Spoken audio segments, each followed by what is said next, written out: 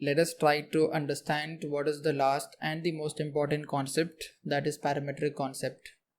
So let me try to open one of the existing model which I have created for explanation purpose.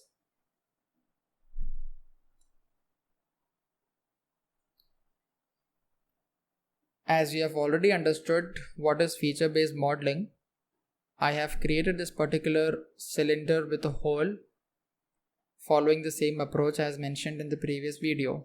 So firstly, I have created a cylinder, a circular cylinder, and I have created a feature in this particular cylinder, that is a hole, right? So it is very important for us to understand the relationships between features. When we are creating a new feature, any feature that is referenced during its creation becomes a parent of the new feature, and the new feature referencing the parent is referred to as a child of the parent. So this is a kind of parent-child relationship. So I will try to explain you with this particular example. So when I was creating this hole, let me just try to edit first, and don't worry, I'll just try to show you everything in the next videos. So when I was trying to create this hole in the cylinder, I have referred to the top surface of the cylinder, and I have created this particular circle with its center at a distance of 70 units from the top surface or the top feature of the particular cylinder. Clear? So this is a relationship. Now the main cylinder or the top surface is the parent, and this particular feature what I've created is a child. So this is having a parent-child relationship. Clear? I'll just go back to the solid shading. Clear? Now,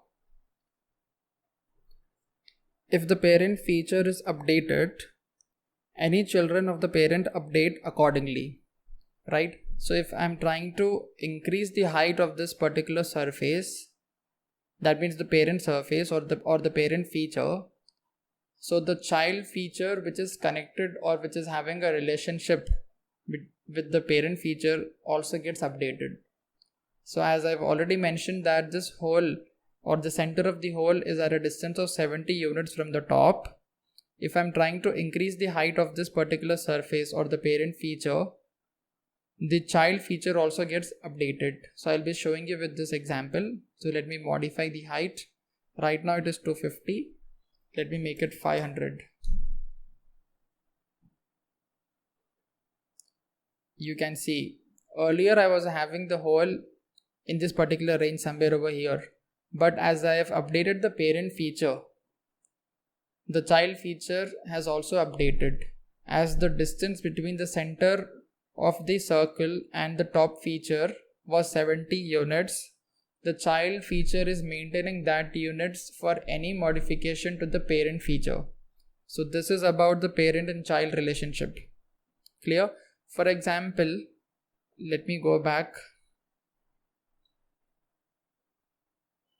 and let me try to change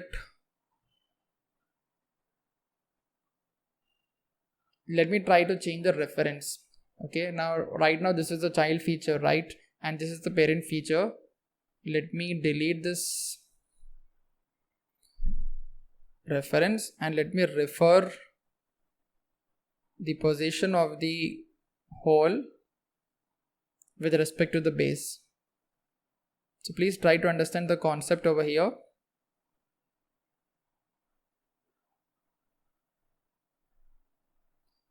Okay, so right now the distance between them is 100.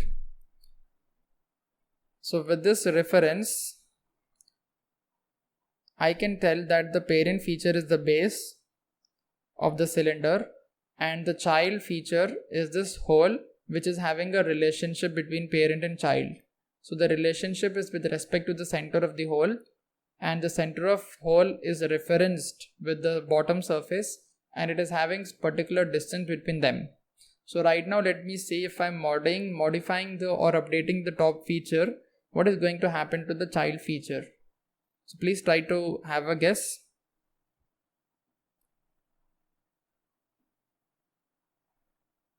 Let me just change it to 500 again. And right now the hole which I have created with respect to the bottom reference will be at the same location, because the parent of that particular hole is the base, and I'm not modifying the base right now, I'm just modifying the top surface. You can see over here. Clear? So this is the hole. There is nothing happening to the hole because the hole is referenced to its parent, and the parent is the bottom surface.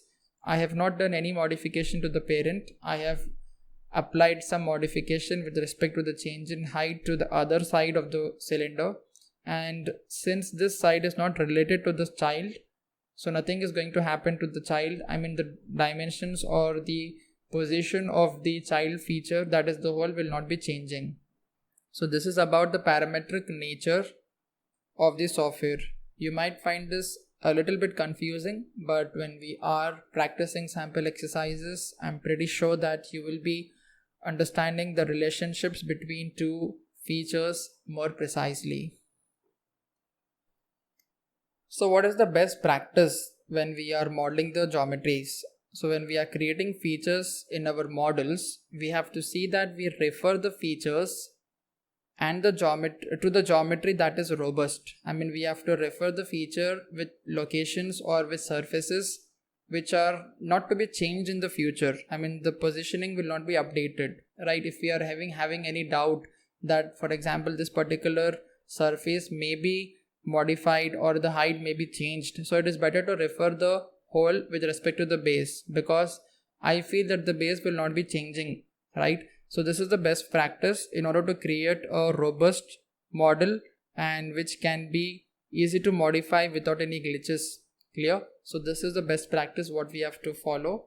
And in the nutshell, what we can tell about parametric concept is the model geometry is controlled by parameters and dimensions.